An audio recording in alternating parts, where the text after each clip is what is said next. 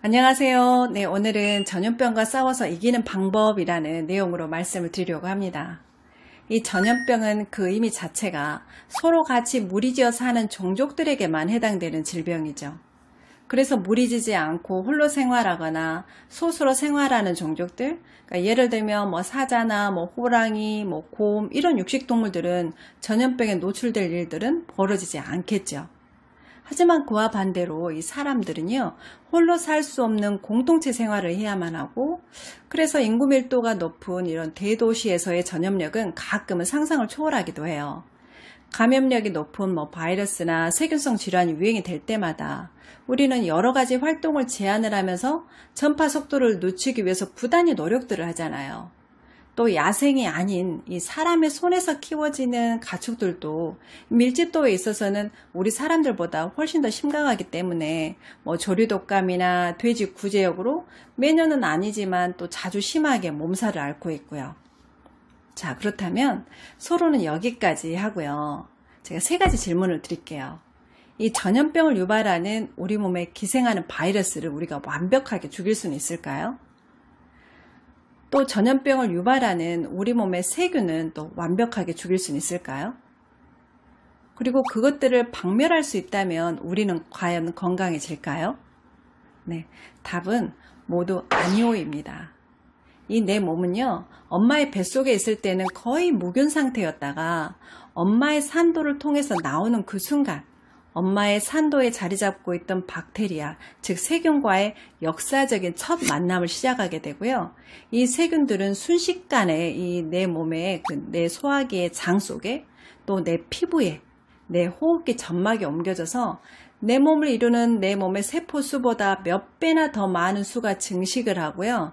또 종류 또한 다양하게 수백 수천 종이 번식이 되면서 짧은 시간 안에 군락을 이루게 됩니다. 실제적으로 이 엄마의 미생물총이 그대로 자식들에게 유전이 된다라는 거예요. 이것은 이제 내 몸에 평생의 상재균이 되면서 쉽사리 바뀌지도 않아서요. 그 이유 때문에 엄마가 산전에 건강한 미생물총을 유지하고 있어야 되는 중요한 이유가 되기도 해요. 이렇게 물려받은 이런 세균, 그리고 내 몸은 평생 서로 간에 공존을 하면서 면역력을 유지하게 되고요. 그러면서 서로에게 생명을 주고받는 그런 영속의 관계로 살아가게 되는 거죠. 하지만 이제 외부에서 이렇게 스트레스가 들어온다거나 또 독소가 이제 유입이 된다거나 하면 이런 우리 내 몸속 장 속에 존재하고 있던 다양한 미생물총이 파괴가 된다라는 거죠. 예를 들면 항생제의 몇 회의 복용만으로도 내 몸에 있는 다양한 미생물총은 쉽게 파괴가 될 수 있을 만큼 약하다라고도 해요.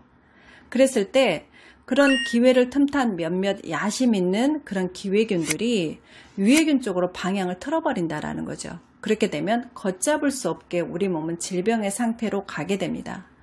즉 미생물들이 죽게 돼서 다양한 종들이 유지가 되지 않으면 결국은 내 몸 또한 건강하게 살 수 없게 된다라는 뜻이지요.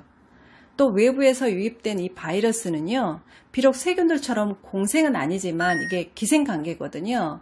이 기생관계이긴 하지만 우리의 면역계만 잘 유지가 된다면 그 바이러스의 병독성과 이 바이러스의 무독성 사이에서 완벽하게 밸런스를 유지하면서 전혀 위해를 가하지 않는 정말 순한 그런 기생체로 계속 존재할 수 있게 됩니다. 이렇게 세균이나 바이러스는요, 절대적으로 나쁘다거나 절대적으로 좋다거나 하질 않아요. 내 몸을 지키는 내 면역력의 통제하에만 있게 된다면 해악을 끼치지 않고 조용하게 숨지기면서 살아가게 되고 나를 공격하지 않는다라는 뜻이죠. 요즘처럼 이렇게 감염률이 높은, 전염력이 높은 바이러스가 창궐을 할 때 내 몸을 지키는 유일한 것은요, 바이러스가 들어오지 못하게 막거나 바이러스를 죽이는 것이 아니라요, 이게 들어왔다 하더라도 내 면역력의 통제 하에서 조용하게 숨죽이며 살아가다가 내 몸이 굉장히 건강해서 증식이 더 이상 어렵다 판단해서 이 바이러스가 스스로 다른 숙주를 찾아서 떠나게 하면 되는 겁니다. 이 타인과 접촉하면서 일상생활을 하고 있는 우리들은요, 이 바이러스나 세균이 들어오는 것을 막는 것은 사실상 불가능하잖아요. 또 우리가 무균 처리된 공간에서 살 수 있는 것도 아니잖아요. 결국은 면역력을 높이는 것, 이게 제일 중요하고 이게 이제 답이라는 거예요. 그러기 위해서는 우리가 먼저 장벽이 건강해야 되고요. 그 장벽이 건강해서 장의 실질적인 주인이라고 할 수 있는 이 미생물총, 이 유익균총이 내 장벽에서 다양하게 존재를 해야 됩니다. 물론 그 중에 좋은 유산균을 드시는 것도 이제 선택지 중에 한 가지고요. 오늘은 여기까지 말씀을 드리고요. 다음 시간에는 면역력을 올릴 수 있는 실제적인 실천 방법에 대해서 제가 말씀을 드릴게요. 네, 들어주셔서 감사합니다.